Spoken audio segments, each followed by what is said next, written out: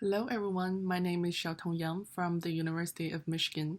In this video, I'd like to briefly introduce you to our new project, Deep Learning-Based Delivery Risk Prediction among Preeclamptic Pregnancies using electronic health record data. Preeclampsia (PE) is a severe pregnancy complication characterized by new onset hypertension and other organ involvement like proteinuria after 20 weeks of gestation. It affects about 2% to 8% of all pregnancies globally and is one of the leading causes of maternal and prenatal mortality and morbidity. Delivery of the diseased placenta is the only known cure to PE. However, clinicians often face the dilemmas to determine the best timing of delivery among PE patients. Early delivery usually leads to premature births, neonatal complications, or even neonatal deaths. However, later delivery can potentially cause severe maternal morbidities, including seizures, stroke, or organ dysfunction.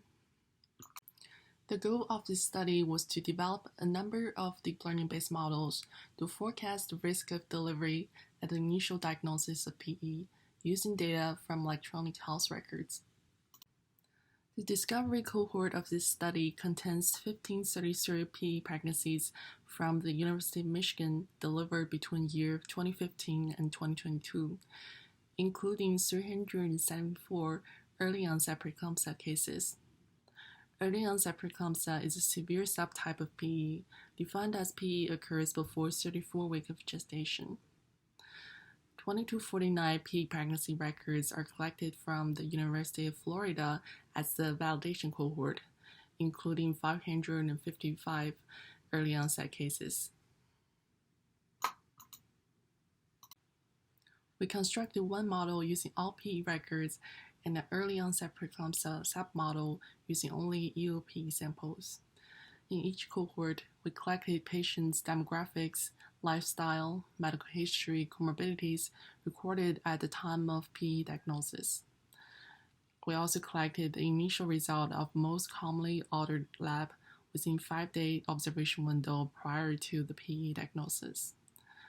Additionally, we collected the maximum, minimum, mean, and standard deviation of common vital signs within the same 5-day observation window prior to PE diagnosis.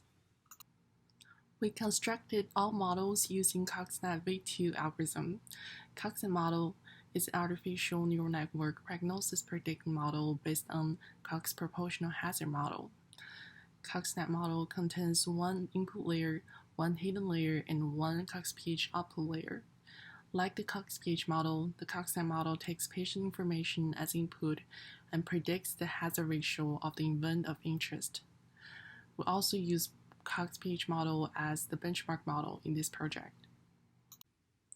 The resulting reduced CoxNet model shows high-performing prediction on the risk of delivery, with median C-index scores of 0.79 and 0.78 in training and holdout testing data, as compared to 0.78 and 0.77 in the conventional CoxPH models. The survival curves of high-risk, middle-risk, and low-risk group stratified by predictive risk scores of the testing set are drastically different, with a log p-value close to 0, confirming the high distinction power of the full model. The log transform permutation important score plot shows the most important feature in predicting delivery time is diagnosis gestational age, followed by PE with severe features and standard deviation of diastolic blood pressure.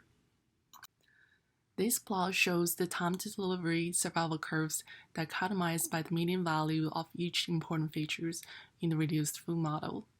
Patients with above median values have distinct survival curves compared to patients with below median values, confirming the predicting power of these features.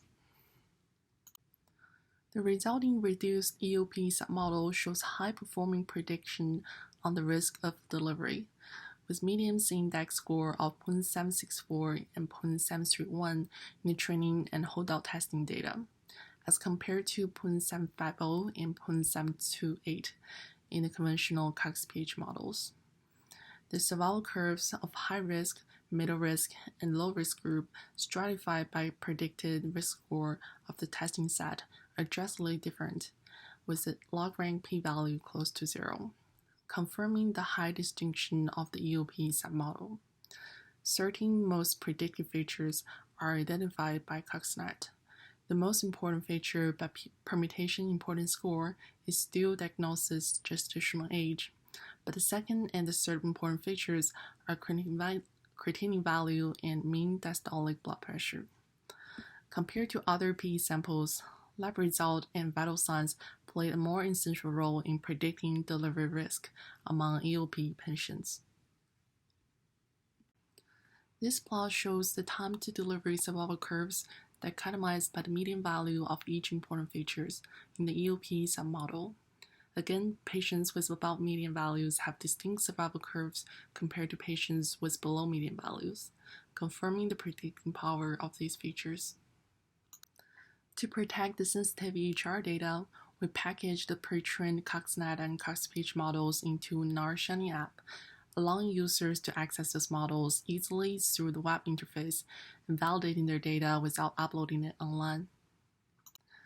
In conclusion, we successfully constructed and evaluated a high-performing delivery risk predicting models of PE patients and EOP subset utilizing EHR data.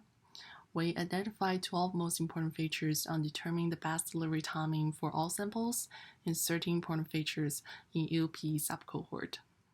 Adopting this model in PE care practice could provide clinicians a strong tool to quantify the delivery risk level and decide how to best prepare the patients and her fetus for delivery.